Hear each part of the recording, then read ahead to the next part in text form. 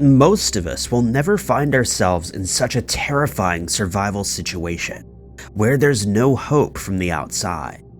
But it can happen, and these people manage to escape the most horrifying situations.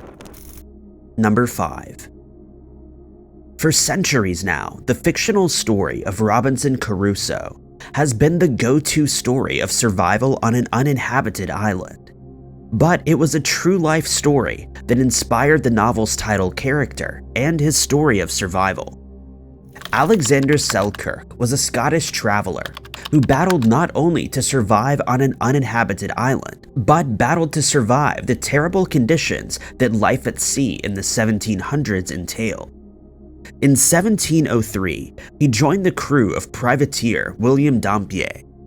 Privateers were essentially state-backed pirates, and Dampier and his crew planned to sail to the South Atlantic and Pacific to prey on Spanish ships.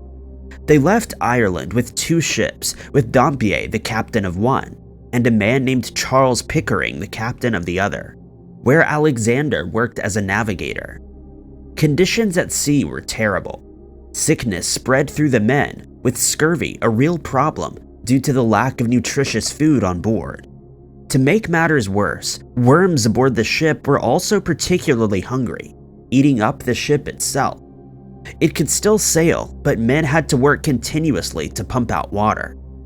Things only got worse when Captain Pickering passed away due to disease, and control was passed to Lieutenant Thomas Stradley, who was arrogant and disliked by his men. Alexander was one of the sailors who had had enough. He warned that the ship was in such bad condition that it wouldn't survive an encounter with an enemy ship. After a brief stop at an uninhabited island in the Juan Fernandez archipelago, Alexander tried to stage a mutiny. He demanded to be let off to stay on the island, thinking other sailors would take his side. Stradling let him go. When nobody else followed, Alexander tried to return to the ship, but Stradling refused. Alexander had no choice but to try to survive on the island. He got used to hunting the goats that inhabited the island. He used their fur to keep warm, and cooked goat soup with turnips and crayfish. At first, he thought it wouldn't be too long before a friendly ship passed by and he could join. But for years, the only ships he saw were Spanish. Getting captured by the Spanish was an even worse fate than staying on the island. And on at least one occasion, he had to hide in one of the island's trees to avoid being caught. Finally, after more than 4 years on the island, a British ship appeared on the horizon. Alexander was able to signal it. By this point, he looked like a feral man, clad entirely in goat skins, with a long beard and no footwear. But the ship's navigator recognized him. The navigator was William Dampier, who informed Alexander that he'd been right about Stradling's ship. It had sunk off the coast of Peru, and the few survivors had become Spanish prisoners.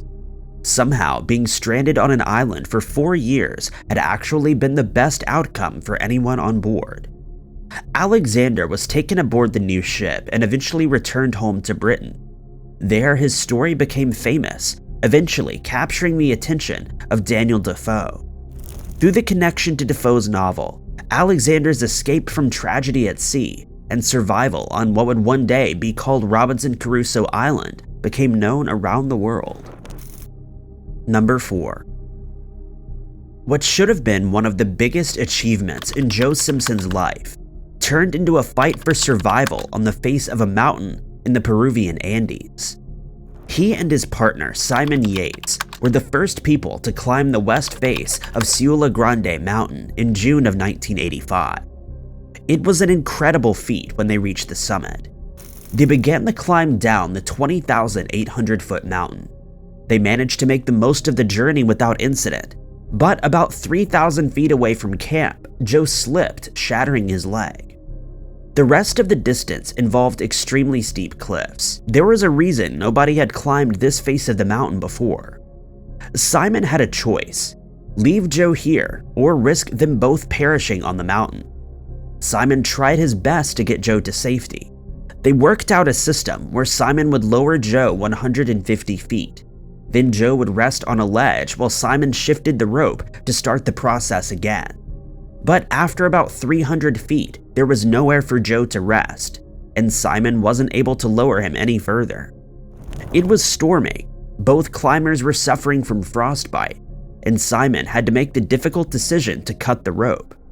Miraculously, Joe only fell about 100 feet into an ice cavern, rather than the 3,000 feet to the base of the cliff. But Simon thought he had just lost his friend for good, and continued to climb down to their camp alone, thinking he was going to have to explain to Joe's family that he hadn't made it off the mountain. At first, Joe thought Simon would come for him, but by 9:30 a.m. the following morning, he realized he was on his own. Joe had little hope that he would survive the ordeal. His main goal was to get somewhere where his body could be found by climbers in the future. He didn't want to be buried under the snow and forgotten. For 3 days, he crawled and dragged himself down the mountain. It was a fight to survive, not only due to the physical conditions, but also mentally. Alone in the snowy, icy terrain, it was easy for time to drift away, until in the end he stopped thinking about how long he'd been trying to survive. At 1 a.m. on June 11th, Joe fell into a ditch that had a familiar, if disgusting, smell. He had reached the camp's latrine. The smell woke him up, and he was able to crawl the last stretch to the camp. He thought there would be nobody there, but Simon was still at the camp, getting ready to leave when Joe arrived. At this point, Joe was starving, suffering from internal injuries due to his broken leg, and barely clinging onto life. It would take another 3 days, first traveling on a mule, then in the back of a truck, before Joe finally reached the hospital.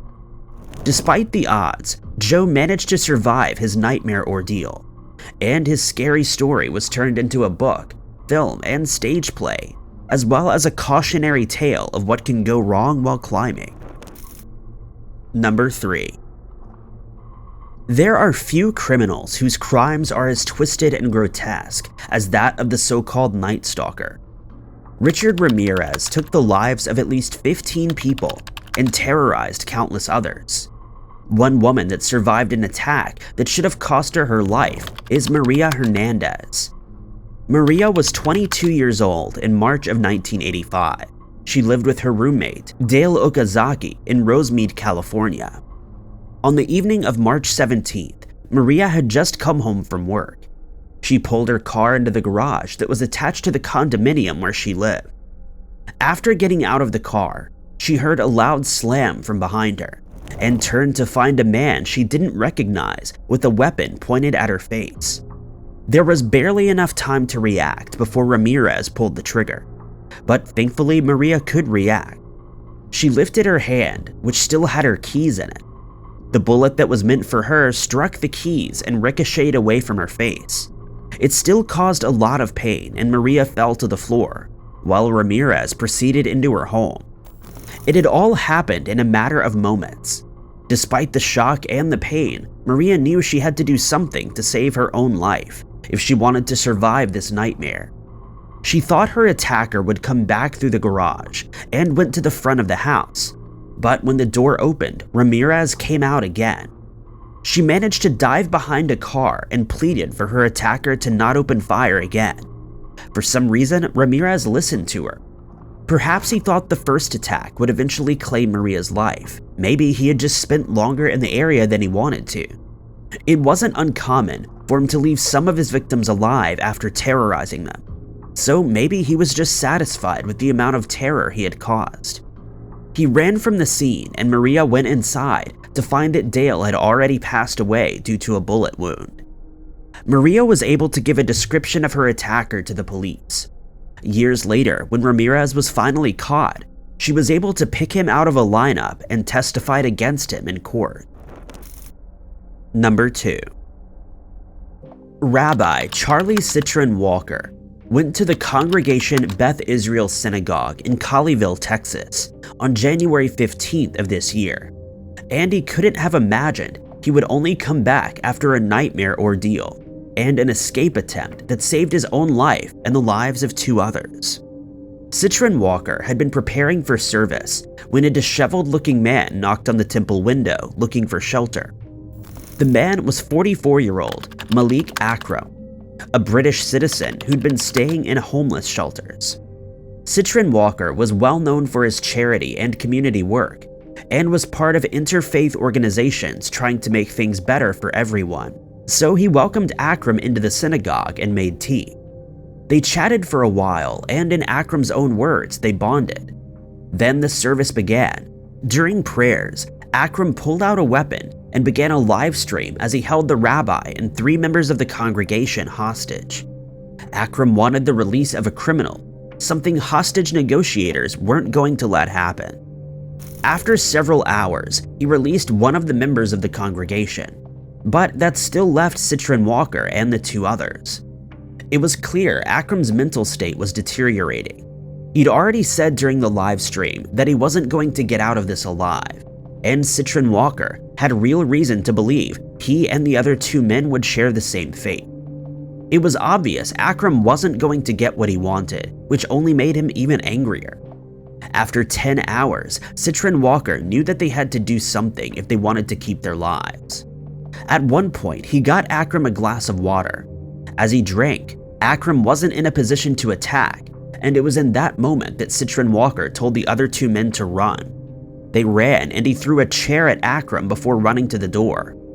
All 3 managed to escape the scary ordeal virtually unharmed. Number 1. This horror story was even more bizarre and ridiculous than anything either of the artists would ever film on camera. In 1978, South Korean filmmaker Shin Sang-ok and actress Choi Yoon-hee were kidnapped by North Korean agents and taken to the Hermit Country, where Kim Jong-il wanted them to create films to win international awards. But the experience was much more terrifying for the couple than any horror movie. Choi had already been missing for 6 months when Shin traveled to Hong Kong in the summer of 1978, the last place she had been seen. The 2 had been married years earlier, but divorced after it was discovered Shin had fathered 2 children with another woman.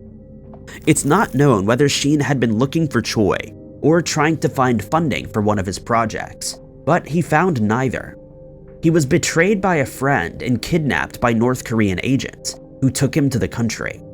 Shin tried to flee multiple times and was imprisoned in a re-education camp for 4 years.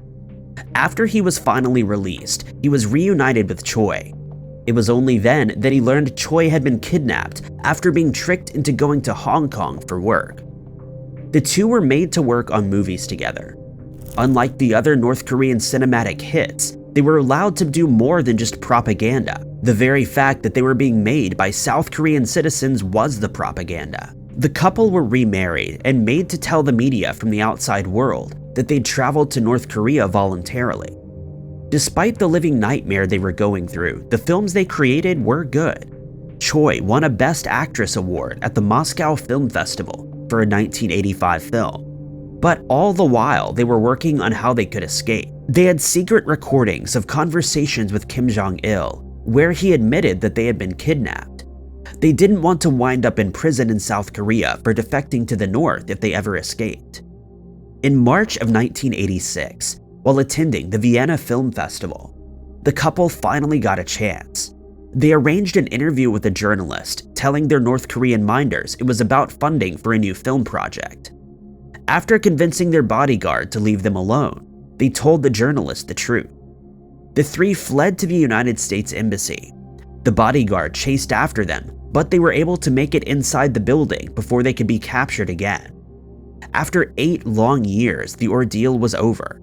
The couple were granted asylum in the US, where Shin continued to make films and told the tale of their terrifying survival story. Thank you guys so much for watching. If you liked this video, be sure to hit that like button. Also, don't forget to subscribe and click that notification bell to keep up to date with all of our future uploads.